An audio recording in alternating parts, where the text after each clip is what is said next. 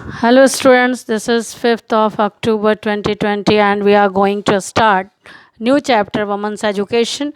This chapter is written by Radha Krishnan and this is prose. Radha Krishnan was great philosopher, educationist and politician. इस chapter में उन्होंने औरतों की शिक्षा की बात की है और शिक्षा के क्या उद्देश्य होने चाहिए इसको भी डिस्क्राइब किया है। तो अब हम लोग पढ़ते हैं इसको। You are living in an age, you are living in an age means आप एक ऐसे युग में रह रहे हैं where there are great opportunity for women. There are great opportunity means chances, औरतों के लिए बहुत ज़्यादा चांसेस हैं, अवसर हैं in work, social work means सामाजिक क्षेत्र में, पब्लिक लाइफ सार्वजनिक जीवन में, एडमिनिस्ट्रेशन प्रशासन में। आप ऐसे युग में रह रहे हैं जहां औरतों के लिए बहुत ज़्यादा चांस है काम करने का, सोशल फील्ड में, पब्लिक फील्ड में और प्रशासन एडमिनिस्ट्रेशन में। Society requires woman of discipline mind and restaurant manner. Society को रिक्वायर है, रिक्वायर मीन्स नेसेसिटी, ऐसे औरतों की आवश्यकता है डिसिप्लिन्ड माइंड जिनका दिमाग अनुशासित हो, and restaurant manner, restaurant means भी अनुशासन, उनका जो मैनर है, बिहेवियर है, तौर तरीका, वो भी अनुशासित हो। What ever line of work you undertake, what ever means चाहे जो भी लाइन ऑफ वर्क मीन्स आप काम अपनाते हैं, अंडरटेक अपने हाथ में लेते हैं, you should do it with honest discipline mind, आपको इसे ईमानदारी से और अनुशासन के साथ करना चाहिए। यू विल देन सक्सीड, तब आप सफल होंगे, and have joy of your work, और अपने काम का आनंद ले सकेंगे। Now see its explanation. The writer is describing that we are living in an age, this is age in which there are many opportunities, chances for women to work in social life, public life, administration. It means women are working in every field of life, every sphere of life. Society requires women of disciplined mind, but the women who are really disciplined, their mind is disciplined, their manner is disciplined, their behavior is disciplined. Such kind of women are required for the society, welfare of the society. Whatever line of work you undertake, whatever work you are doing, you have taken in your hand, you should do your work with honesty, with discipline. Then you will find success in your life and you can enjoy your work. Your work will not be burden for you. This will be a entertainment, a joy for you. Now see next paragraph. Actually in our country, actually हमारे देश में जो स्थिति है शिक्षा की, so far as girls education, जहाँ तक लड़कियों की शिक्षा की बात है, इज कंसर्न मीन्स रिलेटेड, संबंधित, wide not wide spread enough, wide spread means व्यापक, एनफ मीन्स बहुत ज़्यादा। उस समय जब राइटर ये चैप्टर लिखा था तो औरतों की शिक्षा की स्थिति ऐसी नहीं थी, बहुत व्यापक नहीं थी। So every institutions means school and college, इसलिए हर जो संस्थान विच कंट्रीब्यूट्स एजुकेशन ऑफ गर्ल्स, जो भी लड़कियों की शिक्षा दे रही थी, योगदान दे रही थी उसमें, is worthy of recognition and encouragement, वो योग्य है। वर्दी मीन्स एबल, योग्य, रिकॉग्निशन मीन्स मान्यता, इंकरेजमेंट मीन्स प्रोत्साहन, उन्हें मान्यता दी जाए और प्रोत्साहन दिया जाए। बट आई एम एंक्सियस, लेकिन मैं चिंतित हूँ, that education girls, that the kind of education, जिस प्रकार की शिक्षा, that is imparted, impart means gift, दी जाती है, must not only be broad, ये न केवल व्यापक हो, बड़े स्तर पर हो, बट शुड बी डीप, बल्कि डीप भी होनी चाहिए। राइटर इसलिए चिंतित है कि जो शिक्षा हमारी लड़कियों को दी जाती है वो न केवल व्यापक हो, बड़े स्तर पर हो, सभी के लिए हो, बल्कि डीप भी होनी चाहिए, उसमें डेप्थ होनी चाहिए।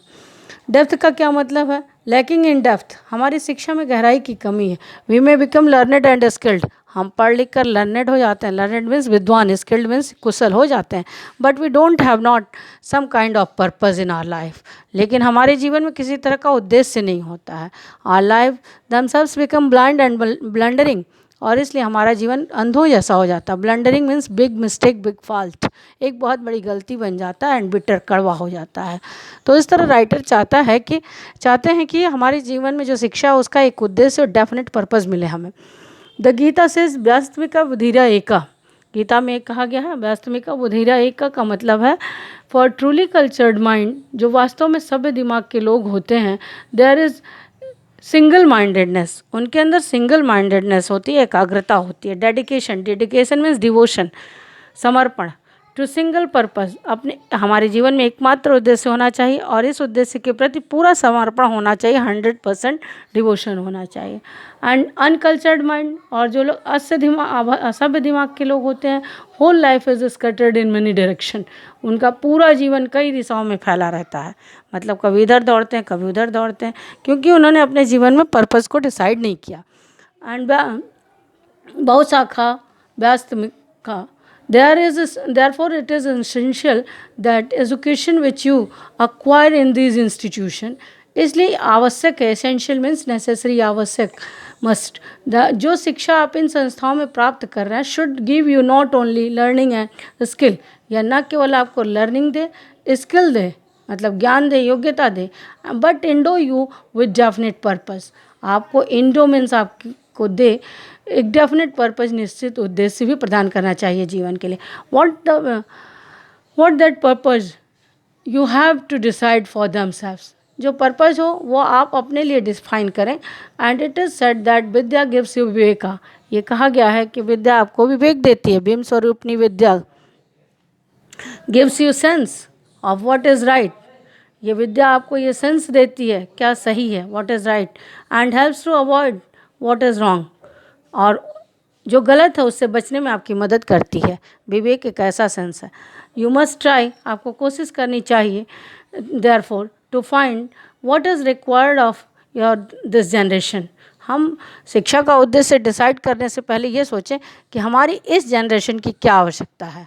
अ purpose which held good centuries ago, एक उद्देश्य जो गुड था, बहुत अच्छा था कई शताब्दियों पहले, may not go hold good today, वो ज़रूरी नहीं है आज भी गुड हो। जैसे शिक्षा का उद्देश्य पहले मोक्ष की प्राप्ति करना था, संसार से दूर होना था, लेकिन अब वो उद्देश्य आज की परिस्थितियों में सही नहीं है, इसलिए शिक्षा का उद्देश्य बदलती हुई परिस्थितियों के साथ बदलना भी चाहिए। In view of rapidly changing means बहुत तेज़ी से बदलते हुए, changing very fast conditions of our country, हमारे देश की परिस्थितियाँ तेज़ी से बदल रही हैं, एंड ऑफ द वर्ल्ड, और संसार की भी। So the purpose which you adopt in your life, इसलिए जो आप पर्पस अपने जीवन में निश्चित करते हैं, must be adopted to relevant need of present generation. Relevant need means important need, वो हमारे आने वाली पीढ़ी के आवश्यकता के अनुसार होना चाहिए। ऐसा ना हो कि जो उद्देश्य हमने शिक्षा का डिसाइड किया है वो हमारे अनुसार तो है, लेकिन हमारे आने वाली पीढ़ी के लिए वो एकदम फर्टाइल है और कोई उपयोगिता नहीं है। इसलिए राइटर ने शिक्षा के उद्देश्य को डिसाइड करने के लिए भी जिम्मेदारी दी है इन संस्थाओं को।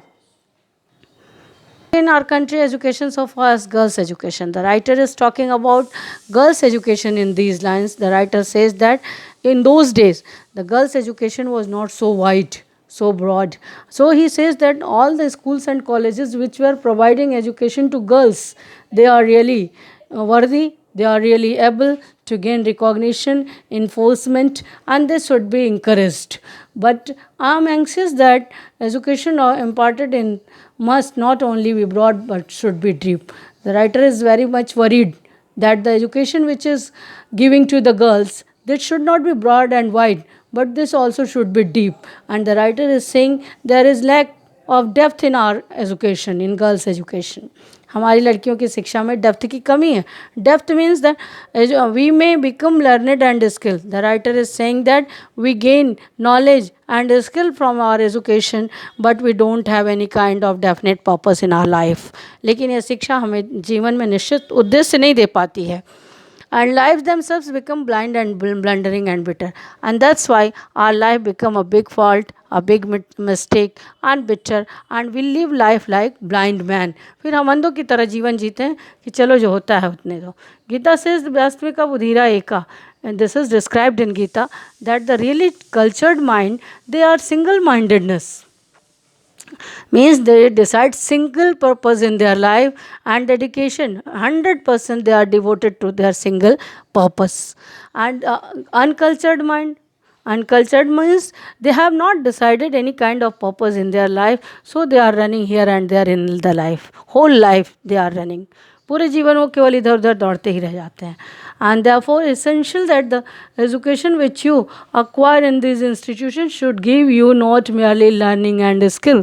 Writer is giving suggestion that the schools and colleges which are giving knowledge to the girls, they should provide them learning, knowledge, skill, but they have to provide them a definite purpose in their life, a definite aim in their life, that what should do in the future life. But what the purpose you adopt and define yourself. Whatever purpose you have adopted, जो भी purpose आपने adopt किया है, you have to well define टू योर सेल्फ, अच्छे से इसे परिभाषित कर लें. And it is said that vidya gives you viveka बिम स्वरूपनी विद्या. Writer has given you example from that vidya gives you viveka. Viveka is a kind of sense. उसने बताया कि एक तरह का सेंस है which gives you understanding of what is right and what is wrong, and it helps you to adopt right and avoid the wrong things in your life. And you must try, therefore, the required of your this generation. And the purpose which has been decided by education, it should be adaptable, it should be useful to the coming generation also. The purpose which was very good many centuries ago, it is not necessary that it may be good for the coming generation also. And because the world is changing very fast and our country is changing very fast, circumstances of our country are also changing very fast, so it is not necessary that the purpose which was good many centuries ago, and this will be useful and relevant and important for this generation also. The purpose which has been going to be decided, it should be decided to keep in view that it should be important for the coming generation, future generation. It should be useful, important, and it is decided according to the needs. That's all for today. That's bye. Thank you.